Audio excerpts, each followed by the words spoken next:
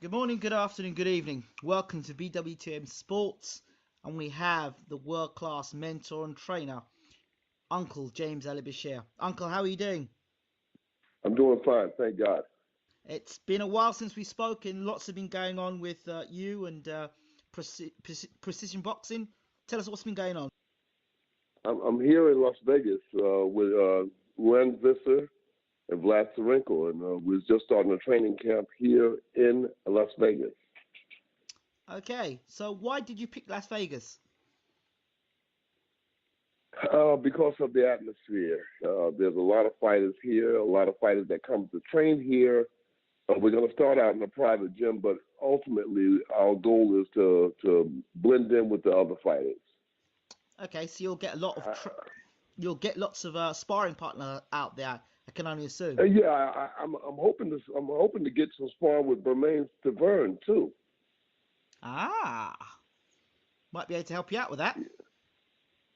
Yeah, I'd like to get some sparring with Bermain Stavern. Can't do nothing but help my guys, you know. Yep,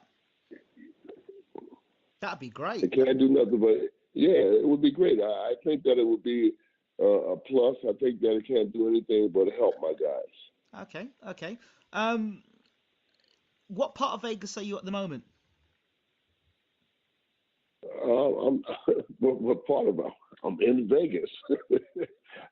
I'm staying in Henderson. We have a house here in Henderson where we're training at, where we're living at, but we're going to train inside of Vegas itself. What I mean by that is how close are you to the McGregor Mayweather circus that's going on at the moment? Very, very close.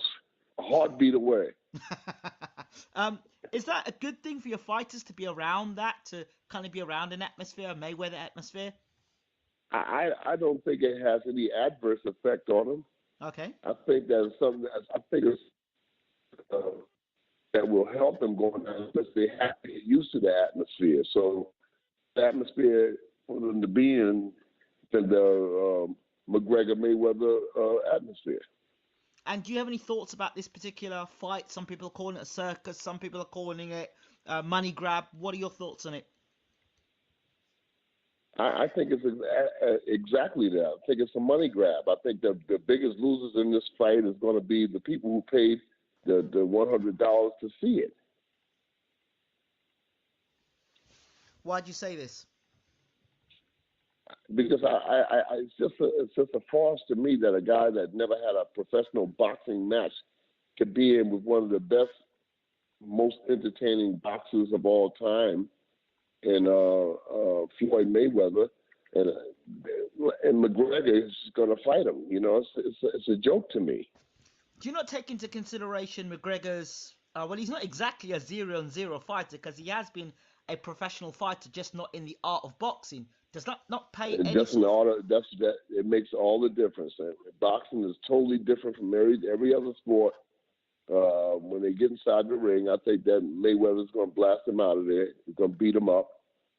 Uh, he'll be in there 2 3 rounds before Mayweather start zeroing, honing in on him and beating him up. Do you have any concerns about the age of Mayweather? He's now 40. No, no, I don't have any concerns about it. Floyd Mayweather knows exactly what he's doing inside of the ring, and I don't have any concerns about it. What I are your think he thoughts? takes McGregor to school. What are your thoughts about the 8-ounce gloves that McGregor's been asking for now going to happen? Is that going to make a difference in the fight? I don't think that's going to make an overall difference. You know, I don't think it's going to make an overall difference. Okay, and also, you heard the stories about Paulie Malignaggi going to train with McGregor. What are your thoughts about an ex-fighter, more or less retired pundit now, going to training with McGregor? What are your thoughts on the whole setup? And Paulie saying he got pushed and he was set up, and should Paulie be more aware of things like this and not as naive as he's come across? It doesn't make a difference to the fans or to me one way or another. He was there If he said he got pushed, he got pushed. Who's to say that he didn't get pushed? So it doesn't really make a difference. It's not going to make a difference in the fight, that's for sure. So I'm like about the whole scenario about Malinovsky getting pushed or knocked down. I'm like, who cares? Malignaggi, though, according to McGregor, he's the perfect style to use to prepare for Mayweather. I don't quite see that, but maybe you see something in that. No, I, I just think he's just another boxer. I think Floyd Mayweather is unique in his style of boxing, in his mentality of boxing, and it's hard to emulate him. Okay. It's very difficult to emulate for Floyd Mayweather Jr. Let's talk about your fighters now. Let's talk about Vlad Tsarenko. Um, I know you talked to me before about you wanting to fast track him. How's he doing so far for you? He's doing pretty well. I mean, Vlad Tsarenko's had an extensive amateur career in the European circuit, and I think that we could fast track him. Ruan Visser is quite different because Ruan hasn't had the exposure in the amateur ranks, so we can fast track Vlad, whereas we have to slow track Ruan because Ruan has some time to grow. You know, he came into boxing straight from the streets, no amateur background, so he needs time to grow. Okay, so what's your plan with both Vlad and Ruan for the next like two? I mean, I know they're going to be fighting in Vegas. That's what you want of them. What's the plans moving forward? We're gonna fight. We're gonna fight here in Vegas. Okay. Both guys are gonna fight here in Vegas. So we're looking to box here in Vegas in or around September the 14th. Okay. I expect for them to box here quite often in Vegas. So is Vegas gonna be like We're a not is Vegas gonna be like a we're home not for playing them now? around. Yeah, it's gonna be like a home for them. We're not playing around. We're going for it. We're gonna go for it. Okay. So these are the two fighters you're working with. Are there any other fighters you're working with as well? No, I'm working with these two guys exclusively. Okay. I'm putting Okay. everything that I have into these two guys, Ruan Visser and Vlad Tsarenko. I'm putting everything that I got into these guys. Let's talk about their last fight. Let's talk about Vlad Tsarenko's his last fight first. Give us your report, your review of that fight. Um, it wasn't much. It wasn't much to it. You know, it was the guy was there. It was just an ordinary fighter in an ordinary fight. I might add. You know, Vlad Tsarenko was a good puncher, and he got the guy out of there. He did what he was supposed to do with the guy. So I, I expect that he'll do even. I think that he'll do even more here in Vegas too. one of the guys that Eugene, who does a lot of our work in terms of talking about Eastern European fighters, he said when you speak to Mr. Bashir, one of the things he said that he'd like to see a bit more Vlad Tsarenko instead of knocking guys out in the first round. We'd like to see a little bit more guys who can extend him so we can make a little bit more of assessment of him. Would you agree on that? Yes, I would. Yeah, I would love to see that. Him and Run. I want to see that kind of action with both of them. Guys that can extend them, guys that can educate them. You know, I want to see that. Of course. In Ruan's last fight, I believe he got knocked down, but he came back and knocked the guy out. What does that tell you about Yes. your fighter? Well, it tells me that he's got some balls. He had to get up from a knockdown, and he had to come back in the same round to get the KO. You know, Wow. so he has balls. It takes some heart to get up from a knockdown, and it was a valid knockdown. It was a very clean knockdown. The critics would say, well, okay, he got knocked down. Maybe there are question marks about his career going forward, and people are always quick to knock people because they get knocked down. What are your responses to that? Is that more of a learning experience for Ryan? How do you deal with that as a mentor and a trainer? I tell them that these kind of things going to happen in the sport of boxing. I mean, you're not in there by yourself. You're in there with another human being, and that human being has goals and ambitions just as you do. And him being knocked down, it's like neither here nor there with me because that's what happens in a boxing match. You know, Greg Page knocked down Mike Tyson.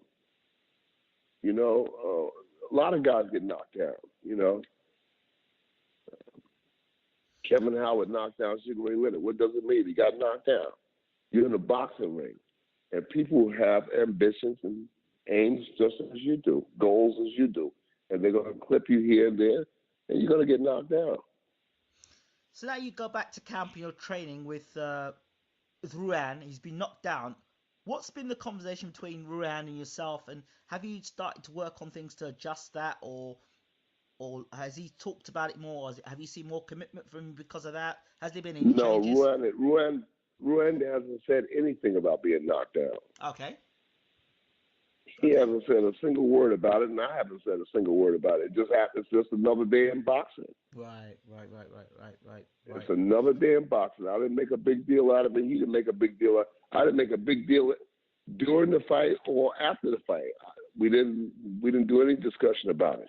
He got knocked down. He got clipped. My thing is just stay alert. You got to look out for the guy throwing punches from awkward angles. We found out the guy was a southpaw, a few days before the fight. So he got clipped. Right. So what's the process in terms of you making fights? So you are just a trainer, or do you have any managerial options on these fighters? How does it work? Well, I'm acting as their trainer, I'm acting as a trainer. Right. Ruan's dad is acting as the manager. Right. And we work in coalition together, Right. Our thinking is always parallel to each other, We don't do things without consulting each other. And I like it. I like it like that, And that's the same arrangement for maybe Shevchenko as well? Serenko as well? Yes. Yes, exactly. We Okay. have a beautiful cooperation, a beautiful family-like atmosphere, and I like it.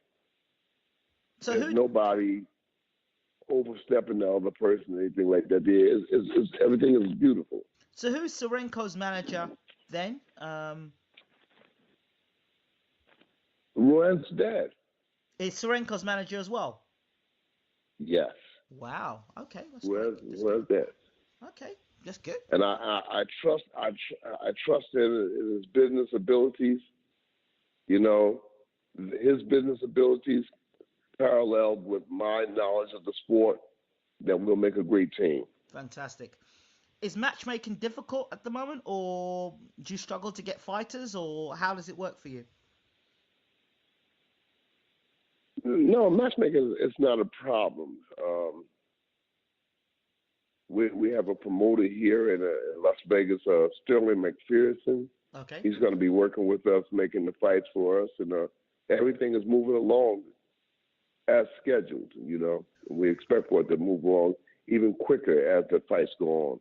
McPherson, his name sounds familiar, and I don't know why. He used to work with Frank Warren and Don King. He has worked with Frank Warren over the years, and he has worked with Don King also. Okay, so you've got a good network there in terms of bringing the right fighters to the table at the right time for the right fights. Right. Fantastic. That's beautiful to hear. Let's talk a little bit about the retirement of Vladimir Klitschko. I think when I saw you, we met and we spoke after the fight, that there were serious question marks about whether Vlad would fight again. What's your take on the whole thing? I think that it was a great decision that Vladimir Klitschko decided to hang up the gloves. I don't think that he has anything else to prove. I think that it's in his best interest now to move on and do other things in the sport of boxing, like paying more attention to his promotional business. What about the old going out on a swan song, not wanting to go out on a defeat, have one more fight to just, just to go out on a win rather than going on defeat? Because he's a very prideful champion. What about that? For me, it means nothing. I think that health means more than anything else. Going out healthy means more than anything else. Vitaly Klitschko made a statement. He said that it was his instructions that told Vlad to wait until the later rounds to try and knock Joshua out. Do you think Vlad is probably Vitaly's now regretting that? I don't know. I would have done things differently had I been the trainer. Okay, okay.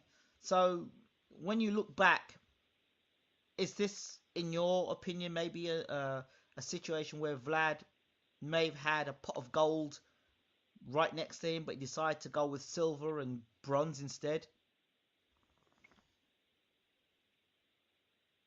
When you're observing something from 2020 hindsight, it's always going to come out different. Right. When you have that perspective from 2020 hindsight, I think that he boxed superbly leading up to those knockdowns, his knockdown, and thereafter Joshua's knockdown. Whether he should have jumped on Joshua at that time, it could have gone either way. You could have said, yeah, well, maybe he should have jumped on Joshua. And then there are other trainers that would have said, no, it's not the time to jump on him. Because a wounded lion is a dangerous lion. I would have paid more attention to what was working I would have paid attention more so to Vladimir Klitschko's jab, something that was working effectively. And he seemed to have gotten away from that, throwing the wide left hooks that was failing over and over and over and over again. And nobody called attention to that. Stop throwing the hook. It's not working. Nobody called attention to that. That's something that I would have harped on right from the beginning. Stop throwing the hook. It's not working. Not at this point in the fight. We can go back to the hook later, but not at this point. The discerned eye, the trained eye can see those things, and he exerted a lot of energy by throwing that hook, and it wasn't working. And he kept doing it over and over again. In the live commentary that I did at the time, the first thing I noticed was, why is Vlad always throwing this left hook? Why is he always throwing this left hook? Joshua's wise to it. Why doesn't he throw something different? So you're absolutely correct there. It was wasted energy. Yeah, I would have called his attention to it. I would have stopped it after the second miss. After he missed the second time and told me that Joshua was prepared for it, Joshua was alert to it, and that he was just simply ducking under the hook. And he kept throwing it over. He must have threw it 5 or 6 times thereafter, and none of the hooks landed. None of them landed, So I would have told him to stop throwing the hook. And if you're going to throw the hook, throw it to the body, not to the head. The comparison between Joshua's win against Klitschko and Tyson Fury's win against Klitschko will always be talked about because they're both British fighters and there's a rivalry there. Whose performance was more complete in your opinion, and why? Joshua, because Joshua took more chances than Tyson did. Joshua got the knockdowns. Joshua got the knockout. In my mind, Tyson was playing it safe, just trying to secure the victory, in which he did. But I think that Joshua was more effective. But there was a year or two gap between the Tyson fight and the Joshua fight. Had Joshua fought Klitschko the night that Tyson fought him, would the result have been the same?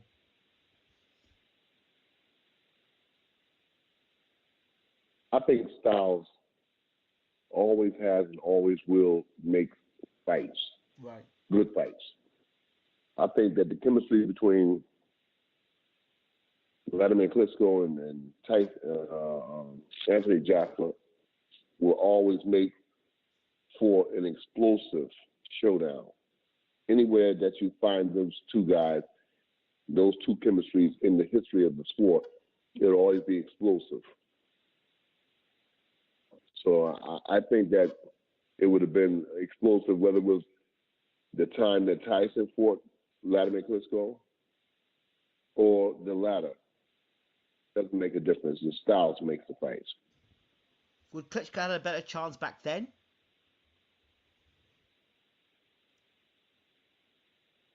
Like I said, styles make the fights. I think it would have still been the same thing. Okay. I think it still would have boiled down to a showdown between two punches. So looking back on Vladimir Klitschko's career, and the one thing that puzzled me was you said that he would often talk to you in confidence. He would share his most intimate thoughts with you. But the one thing that puzzles me and continues to puzzle everyone is that if he had such confidence in you, why couldn't he pull the trigger and have you as his trainer? That's the question that after Emmanuel Stewart, why didn't Vladimir employ James Ali Bashir? Different strokes for different folks. You know, he might confide in me in one thing and not confide in me in another thing. He might have been confident in me in some things and not confident in me in other things. I think that I was, after the passing of Emmanuel Stewart, I think that I was the best choice as the trainer. As I was the most experienced guy there, who had had years in investing in being a trainer for boxers, as opposed to Jonathan Banks. I think that I was the best choice. And I would be an idiot to say anything less than that. I would be an idiot to say that I thought that I was less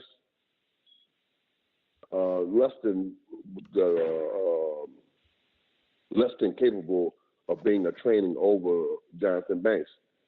Jonathan Banks was a young guy. I think Jonathan Banks was 30 years old when he inherited the job. In fact, Vladimir Klitschko chose me to train him initially. After the passing of Emmanuel Stewart, he chose me initially. And then several days later, he came back and changed his mind. Which leads me to believe that something went on behind the scenes to make him make that choice. So it would be less than confident for me to say that he made the right choice in choosing Jonathan Banks. I dispute that. I think that was the best choice for him to choose me to be the trainer. But it didn't happen like that, did. It's water under the bridge now. I will say that he didn't progress under Jonathan Banks. He didn't progress. Either he wasn't understanding what Jonathan Banks was trying to teach him, or he couldn't embrace what Jonathan Banks was trying to teach him. But I just never could understand. I could never understand the choice that he made. I just couldn't understand it. The demise or the erosion of Klitschko's skills became evident fight after fight. What would a James Ali Bashir Vladimir Klitschko had looked like post Emmanuel Stewart? If you could sell that picture to the world, what would Klitschko have looked like? Your version of Klitschko, now that the champ has retired. I would have had him stay closer to the things that he did best. He had a sterling jab, which in my mind wasn't used effectively after the passing of Emmanuel. I think that Vladimir's career with Emmanuel Stewart built centered around his jab. I would have had him concentrate on body punching more, body punching more. I mean, in the training camp, even with Emmanuel, there wasn't a lot of practice on body punching. I mean, how could you have a heavyweight with the punching power of Vladimir Klitschko and never punch to the body? Never, nobody's saying get on punching to the body. But I hold mean, on. hell, I mean, hell. After the after we got to the training camps with Emmanuel, even in the training camp, we wasn't punching the heavy bag. We never punched the heavy bag. We never hit the heavy bag. I'm thinking that we should be punching the heavy bag. We should be concentrating on body punching. And you never saw Vladimir Klitschko punch to the body. So yeah, I would say we should change styles. Yeah, I think that we need to concentrate more on body punching. I think that would have made a big difference in the Joshua fight and the fights leading up to that. Even in the Jennings fight, I told Vladimir Klitschko after the Jennings fight, we almost lost the damn title tonight. We came close to losing the title tonight because that was an ineffective performance boxing Jennings. And I think the instructions in the corner that night boxing Jennings was bullshit. I can say that now because he's retired.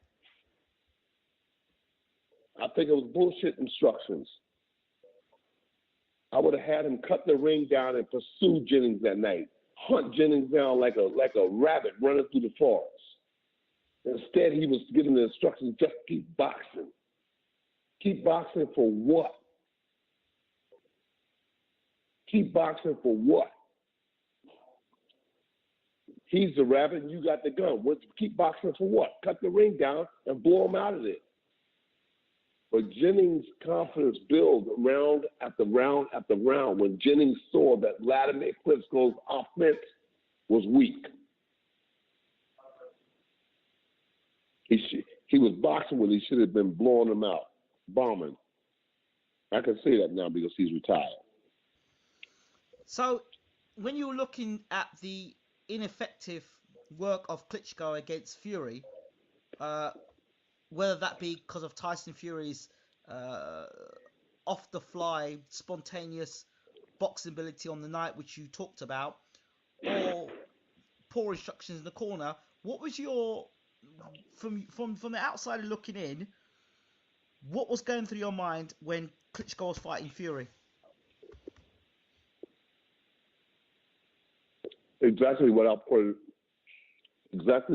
out to him after the Jennings fight, that we almost lost the title. That some changes have got to be made going into the Tyson Fury fight. There'll have to be adjustments made and some changes made, not just in style, but in mentality going into the Tyson's fight. We cannot go into the Tyson fight boxing the way that we boxed in the Jennings fight. And I told that to Vladimir Klitschko. You've got to change the mentality and approach going into the Tyson Fury fight. And what happened, we go into the Tyson Fury fight, and the same thing happened. Now, after the night, as the belts have been taken away from Klitschko and the Fury camp are celebrating, you've gone back to the dressing room, a dethroned champion. What are your thoughts? What are you thinking? And what are you telling Klitschko and the camp?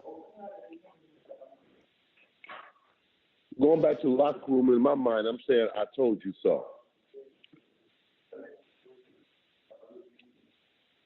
I told you so. That's what my thoughts was. I told you so. And so then the Joshua fight. You can't, sir. You cannot just interject somebody into an atmosphere. Jonathan Banks was 30 years old. 30 years old. He hadn't trained nobody. Just because he had been trained by Emmanuel Stewart didn't mean that he had the capabilities of Emmanuel Stewart. You interject a young man into an atmosphere, a world championship atmosphere, and say, go ahead, you're the trainer. And I say that's bullshit. Bullshit. You can't take a young man and put him in an atmosphere like that there with no freaking experience. They put Jonathan Banks in there as a trainer, and what happened? Look at the fights thereafter. Look at the progressions thereafter. What happened? Because Jonathan Banks had been trained by Emmanuel Stewart that made him something special. I can say this now because Vladimir Klitschko is retired. I don't have to hold my tongue now because Vladimir Klitschko is retired. You saw progression. Did you see anything? Did you see any difference in Vladimir Klitschko after the passing of Emmanuel Stewart? Same bullshit every fight. Same crap every fight. Same crap. Jab, jab, grab. Jab, jab, grab. Jab, jab, grab. If I was the trainer, it would have been different. I would have said, I would have instructed different. I would have instructed him different. So, you can't take a young man like that and inject him into a world championship atmosphere and say, you're the trainer. What was it like in the training camp with Klitschko? I mean, you as an experienced trainer watching what's going on, and you're just watching what's going on. What was actually going on? What, through the eyes of Uncle Bashir, what was going on? Let listeners know what it was like to be in a training camp with Klitschko behind the scenes that people would not have known about. I would point different things out to Vladimir and say, you need to check this, you need to check that, you need to do this, you need to do that.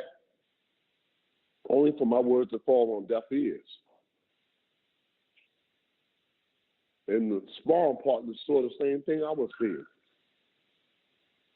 You know, but for some strange reason, Vladimir Klitschko embraced the idea of Jonathan Banks being the trainer. So me being a team player, I just fell back. I said, okay, go ahead, do that. You do that. And you see where it got him. Fight after fight after fight after fight. The critics, the press, the pundits, everybody saw the same thing that I was seeing. There's a progression spiraling downward, not upward, downward.